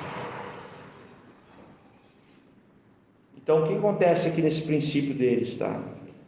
Eles estão acreditando que Jesus precisa ser salvo por nós. Então, logo, Jesus não era Deus. Jesus caiu, então logo Jesus cometeu pecado. Só que não fica claro para quem está lendo, para quem está estudando isso é intencional, sabe? Contra a cristologia, contra a pessoa de Jesus. Porque isso aqui vai atingir diretamente o cerne do Evangelho, que é a cruz, que é a ressurreição, a morte, a ressurreição, a expiação de pecados, a salvação e tudo mais que a gente poderia falar do relato bíblico, né? Por exemplo, eles não acreditam que Jesus estava no Éden. Eles não acreditam que Jesus faz parte da Trindade. Eles comentam ali, mas aí é a falsa semântica, é a semântica enganosa. Porque para eles o Éden teve uma evolução, o homem e a mulher eram uma coisa só. Era uma coisa só. Só que daí, quando teve a queda, o homem e a mulher tiveram que ser divididos ao meio. E quando o tratado da reintegração trabalha esse ser evolutivo, é quando o homem e a mulher voltam a ser um só. Tipo essa coisa de alma gêmea? Não, é um ser. Como é que é? Essa coisa de alma gêmea, tipo... É que assim, volta lá para aquela questão lá do gnosticismo, das mitologias, né, das fábulas e tal. E aí entra lá naquela ideia lá que eles têm, né, no início, né, o homem e a mulher eram um ser, né, Um ser único e tal. Daí vem essa ideia da alma gêmea, sim. Essa coisa da alma gêmea vem daí, vem da mesma origem. É a mesma origem. Não que o Rosa Cruz fale em alma gêmea, mas essa história de alma gêmea vem da mesma fonte. Olha só que eles falam aqui, ó. Devemos considerar, portanto, que o Éden é alegórico, não é um lugar, mas é só uma ideia. Monografia do Templo, 9º grau, número 1, página 4. Consideremos então o relato bíblico que o Éden realmente é um lugar, é uma realidade histórica e não um relato alegórico. Jesus se reportou em seus ensinos sobre a criação de Adão e Eva, com verdades históricas absolutas sobre a criação do primeiro homem e da primeira mulher. Mateus 19, 4 e 6. O Michael citou esse texto domingo aí. O mesmo fez o apóstolo Paulo também, falando da queda dos primeiros pais, em Romanos 5,12. Seria, digamos assim, uma refutação dessa ideia deles que o Éden é alegórico, que Jesus não estaria lá, né? E, que nem eu falei antes, eles não acreditam que o homem seria caído, tá? Uma natureza pecaminosa. Eles acreditam que nós temos uma oportunidade de evoluir para salvar, inclusive, os espíritos remanentes, tá? Só que Jesus é o Jesus imutável, né? De João 8,58, de Hebreus 13,8. Jesus é o que a Bíblia diz que ele é inquestionável. Eles vão querer, a gente não sabe a intenção deles de quererem desconstruir, né, a pessoa de Jesus dessa forma ali, mas a gente sabe que uma coisa é certa, irmãos, uma parte importante que eu me dediquei, que o Michael pediu para mim ver aqui, é sobre a expiação, tá? Sobre a cristologia, sobre a queda, tem mais coisas aqui. Eu não sei se vai dar tempo, já está bem... A gente já foi falando sobre cristologia, né? Expiação também, né? Já está bem colocado assim, mas... Pois eu só queria ler aqui uma coisa que eu escrevi sobre expiação que eu achei bem importante, tá? Só para nós ter uma noção de como foi importante a morte de Jesus na cruz, meus irmãos, tá? Como foi importante essa questão da cruz, tá? Eu tinha anotado aqui vários textos para falar sobre a cruz também, o que eles pensam sobre a cruz, tá? Para eles a flor é a questão do ser humano evoluindo e a cruz seria a questão do ser humano mortificando, né? Tá? Mas ela não se, a partir tem um momento que ela não, eles acreditam que quando tu alcançar o cume, assim, a evolução completa, tu vira um ser eterno. Eles têm um entendimento assim também. Se tu alcançar lá aí tu não precisa mais ficar reencarnando, né? Tipo, se tu alcançar o Nirvana. É tipo Nirvana. Porque eles acreditam na reencarnação, não na ressurreição, né? E não na vida eterna. Eles acreditam nessas coisas do espiritismo, né? Mas sobre aqui a expiação, tá? A expiação na seita deles, ela não é vicária, tá? Jesus não é o Cristo expiador, né? Ele não é um sacrifício. Ele não recebeu o castigo devido pelos nossos pecados. Eles falam isso, tá? Isso está nas monografias deles, tá? Eles realmente não aceitam que o sacrifício vicário pelos pecados, né, que Jesus fez, a ressurreição, eles substituem pela reencarnação, que o homem vai passar por diversas reencarnações, né, em várias esferas, para uma perfeição progressiva, e quando alcançá-la, a evolução cósmica seria a sua soteriologia, não precisará mais de mais nada, pois viverá para sempre. Tá? Eles acreditam que o homem pode salvar a si mesmo na evolução, né, no Tratado de Reintegração, pelo Adão Cadmo, que vai auxiliar eles. Eles acreditam que todos os espíritos maus só podem agir na Terra por intermédio do homem. O mal, ele só pode ser feito pelo homem. O mal não tem... Só o homem pode fazer mal. É tipo assim, sabe? Tá dentro do homem, só o homem pode manifestar o mal. É isso que eles acreditam. Até porque eles não creem na morte e ressurreição de Cristo, né, na remissão de pecados, na redenção, justificação e perdão.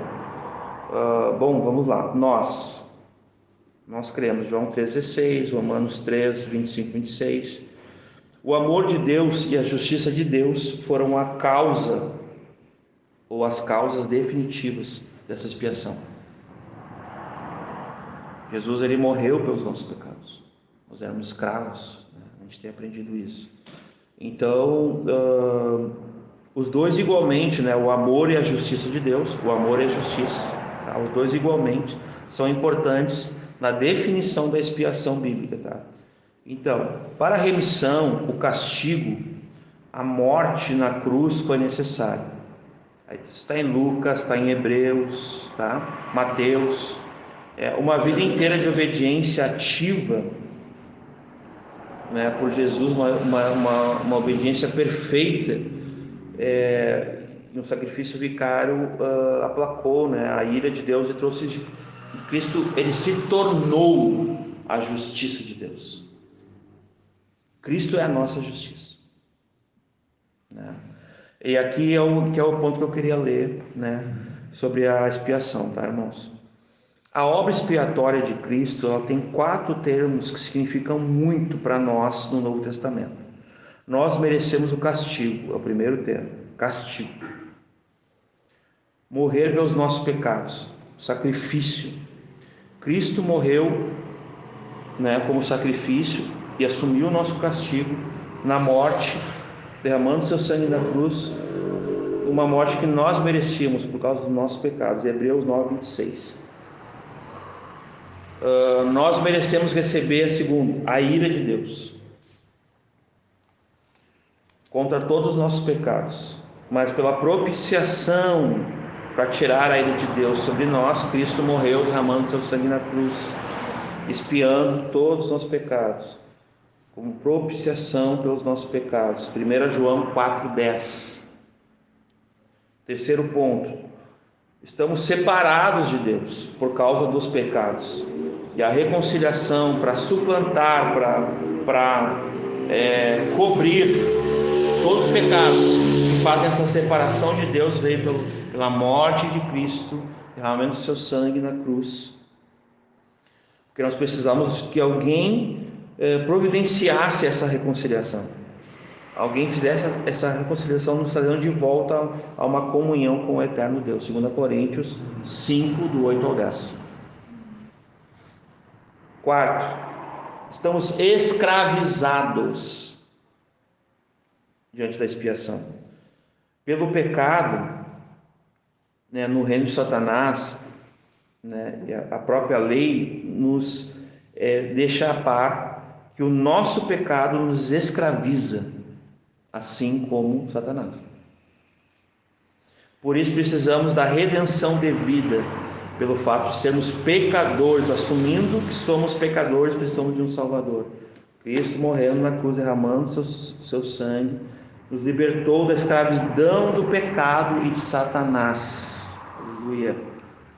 Porque precisávamos de um Salvador e fomos salvos dessa forma, fomos resgatados pela sua graça salvadora e pela sua misericórdia.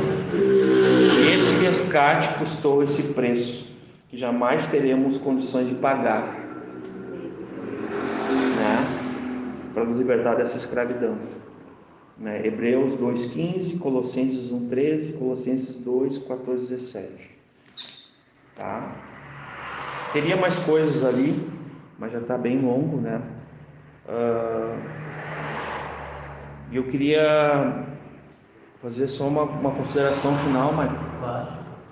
Estudando sobre as seitas, assim, sobre essa seita específica, né? Eu pude perceber tudo aquilo que a gente tem falado, tem conversado com o Michael, né? Que eles tentam adicionar, né, a Bíblia mais alguma coisa. Por isso do só a Escritura, irmãos. Por isso dos 5 solas. Porque se for a Bíblia mais alguma coisa, se for Jesus e mais alguma coisa, tem alguma coisa errada. Daí está a suficiência da Escritura. Então eles tentam adicionar mais alguma coisa. Todas essas religiões, essas seitas que essa Rosa Cruz aqui eles bebem, todas elas têm os seus livros sagrados, seus homens, seus demiurgos, seus deuses, suas religiões, seus credos, todas elas têm. Mas a gente tem uma coisa que não é em comum com eles. Nós não temos um lugar sagrado para visitar. Nós não temos um túmulo para visitar. Aleluia. Nós não precisamos desses ritos, dessa religiosidade, que o nosso Deus está vivo. E não, como o Michael disse, né, ontem, é o mesmo ontem, será o mesmo hoje, será eternamente o mesmo, não muda, não acompanha, não. Eles creem que Deus muda também, viu? Aqui também. Só no caderno aqui tem 12 páginas, fora essas outras 18 aqui, né? Então, eles tentam diminuir a pessoa de Cristo na cristologia, a subtração, né? Então, na adição eles querem acrescentar algo a mais. Na subtração eles querem tirar a divindade de Cristo, né? Na verdade, para alguns rosacruzenses ali, já estou até inventando o nome, rosacrucianos, vou respeitar. Jesus, ele não existiu nem como homem, nem como Deus. Ele é uma ideia, ele é um mito, ele é um espírito de luz. Sendo que, na verdade, né, é o idealizador que é, na verdade, né, a lenda deles, né? Que é o Christian Rosenkrantz, que é um mito, que é uma lenda, né? E a gente sabe que Jesus foi 100% homem, amém? Amém. Perfeitamente homem e perfeitamente Deus, 100% Deus. Tá? É nisso que nós cremos. né, na divisão, né? Eles tentam dividir a atenção, eles têm estratégias mirabolantes, eles fazem umas cambalhotas para ter tudo que é tipo de pessoas. Eles têm pastores, irmãos, que fazem parte da fraternidade deles, padres, médicos, advogados, empresários, pais de família, jovens, crianças, e eles tentam dividir a atenção. A Bíblia diz que somente Deus é digno de toda a honra, de todo louvor, está em Apocalipse, de toda a glória, de todo o poder. Somente a Deus. Ninguém mais é digno, e nem outro nome a gente vai encontrar salvação, mas também a gente vai poder se prostrar. Deus exaltou Cristo de uma forma como Deus, e nós temos que dobrar os nossos joelhos e confessar que Ele é o Senhor, todos os dias reconhecer isso. E eles querem dividir a atenção, eles querem glória, eles querem... tem um tratado deles que saiu agora mais recente, que é aqui do Brasil, que eles querem reconhecer todos os líderes da maçonaria como uma espécie assim de... Tem uma expressão, tornar eles canônicos, assim, sabe? Como santos, assim, sabe? Isso vai entrar, isso vai aparecer na mídia aí, eu acho. Das pessoas, dos maçons. Dos maçons, né? Querem canonizar os líderes. Talvez eles vão tentar canonizar, né? E na divisão e na multiplicação, eles estão tentando dizer no universalismo que eles pregam, e todo um monte de seitas ali, religiões que eles pregam, que, como o Michael disse, né? Todos os caminhos levam a Deus, só que não, né? Só que não. Jesus falou, né? E eu concluo: eu sou o caminho, a verdade e a vida. Ninguém vem ao Pai a não ser por mim, né? E ele falou isso logo depois que um dos discípulos pergunta para ele: Senhor, como iremos até onde tu vai estar se nós não sabemos o caminho? E ali eram os discípulos. Nós somos discípulos, mas hoje nós sabemos o caminho.